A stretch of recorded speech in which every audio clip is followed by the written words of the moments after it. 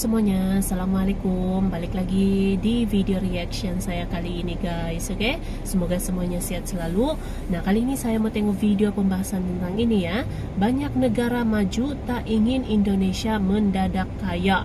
Apalagi sekarang kan Indonesia tengah melakukan hilirisasi, dan hasil daripada hilirisasi kita ambil contoh nikel ini pun membawa hasil yang sangat positif, hasil daripada hilirisasi ini.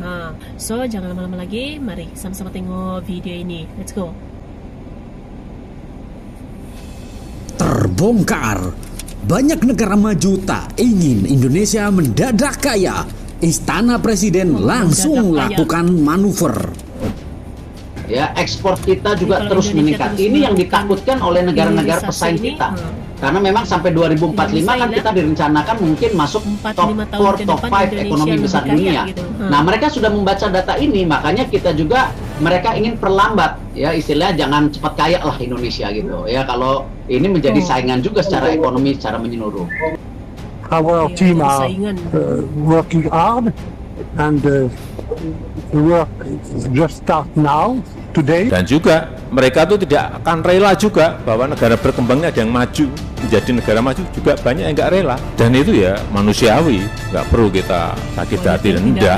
Tetap kita berusaha agar bagaimana visi kita agar bisa menjadi negara maju.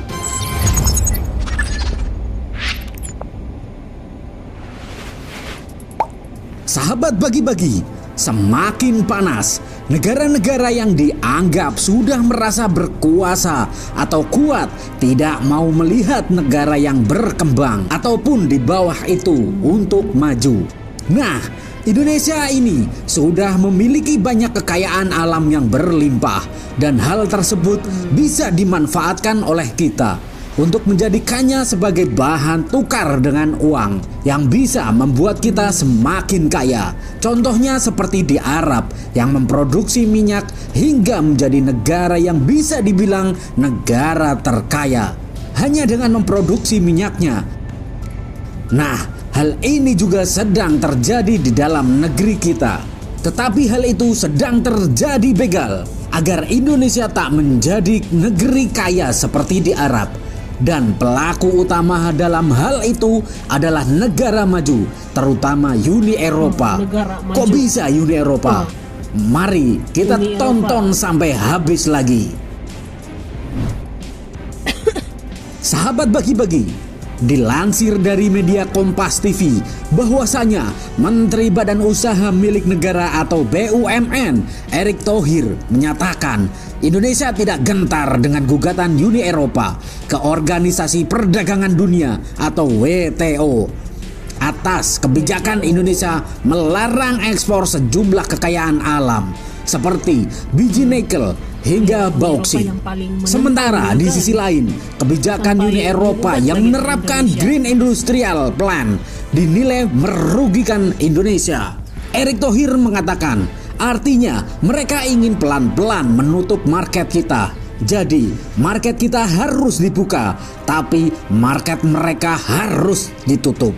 Dengan alasan-alasan kebijakan yang tentu disusupi. Ini dinamika yang terjadi karena kalau kita lihat data ekonominya, banyak negara Eropa menuju resesi. Strategi inilah yang bisa membuat Uni Eropa akan menundukkan kepalanya yang keras kepala karena sudah membegal market Indonesia dengan cara menggugat ataupun mendikte.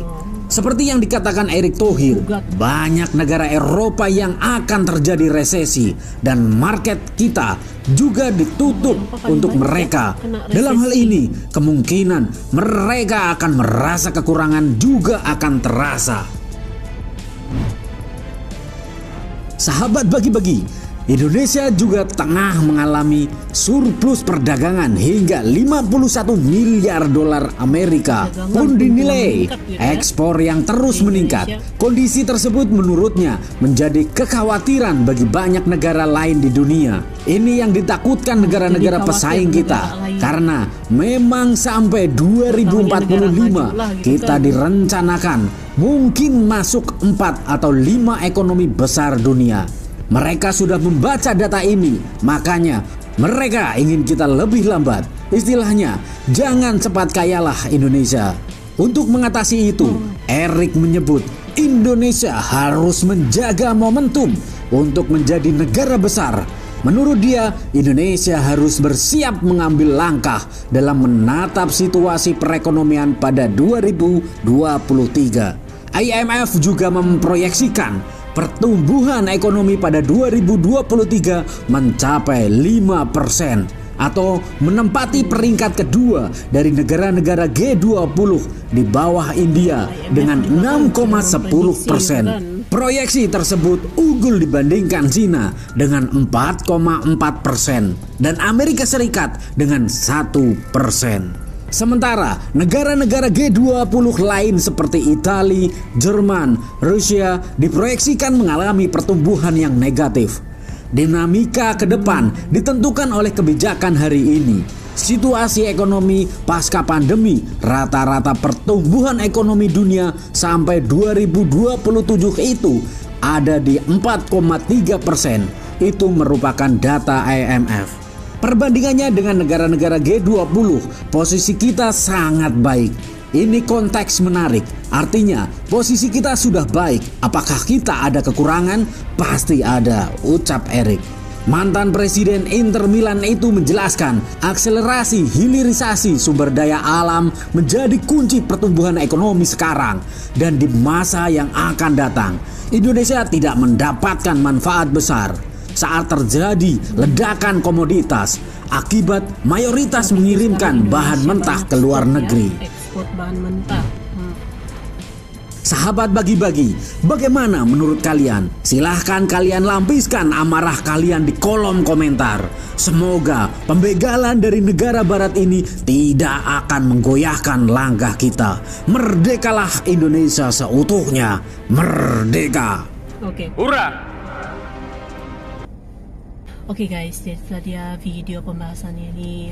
Jadi apa nih kalau kita lihat sekarang ya, memang Indonesia tengah mempersiapkan gitu ya untuk menuju negara maju, memperkuatkan ekonominya lagi. Sudah pasti akan bersaing gitu ya dengan negara-negara maju. Ini sampai negara-negara maju lainnya pun khawatir gitu ya, bimbang gitu dengan pertumbuhan ekonomi Indonesia sekarang. Dan ini kalau terus dikekalkan, ya memang pasti ya, mungkin dalam waktu yang tidak lama Indonesia boleh jadi kaya gitu kan. Nah, jadi banyak negara-negara maju terutamanya lah gitu ya, tengah khawatir gitu dengan pertumbuhan Indonesia sekarang gitu. Oke. So, terima kasih banyak sebab kamu sudah menonton video ini. Jangan lupa macam biasa untuk support channel saya dengan subscribe, like video ini, dan jangan lupa untuk komen juga. Oke.